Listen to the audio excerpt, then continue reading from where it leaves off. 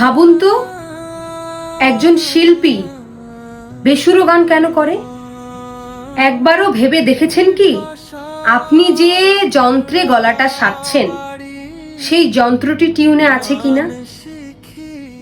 আমি আমার ক্ষুদ্র সঙ্গীত জীবনে যতটুকু অভিজ্ঞতা আমার হয়েছে, আমি দেখেছি আমার সহপাঠীরা কিংবা আমার স্টুডেন্ট, আমার সিনিয়রদের মধ্যে অনেকেই আছেন যারা বেসুরো গান করে থাকেন।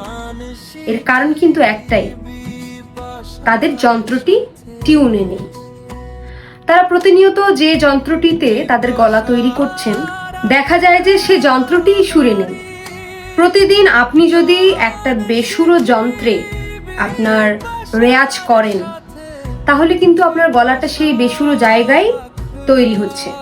যখনই আপনি এর বাইরে গিয়ে যন্ত্রীদের সঙ্গে গান গাইবেন, তখনই বুঝতে পারবেন যে আপনার গলাটি সুরে নেই।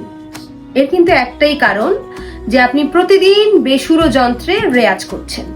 একবার ভাবুন তো, আপনার যে হারমোনিয়ামটা সেটা চড়া কিংবা খাটে, আপনি প্রতিনিয়তই সেই জায়গাতেই আপনার গলা তৈরি করছেন, তাহলে আপনার ভবিষ্যৎ কোথায়?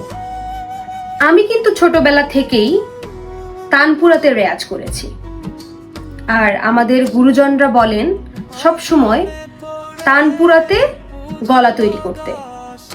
আপনি যত ভালো শ্রোতা হবেন, আপনার কানকে পাকাপোক্ত করবেন, আপনি কিন্তু তত ভালো শিল্পী হতে পারবেন। আর যারা লোকসঙ্গীত করেন, প্রয়োজনে আপনারা একতারাতে গলা তৈরি করুন, একতারাতে প্র্যাকটিস করুন।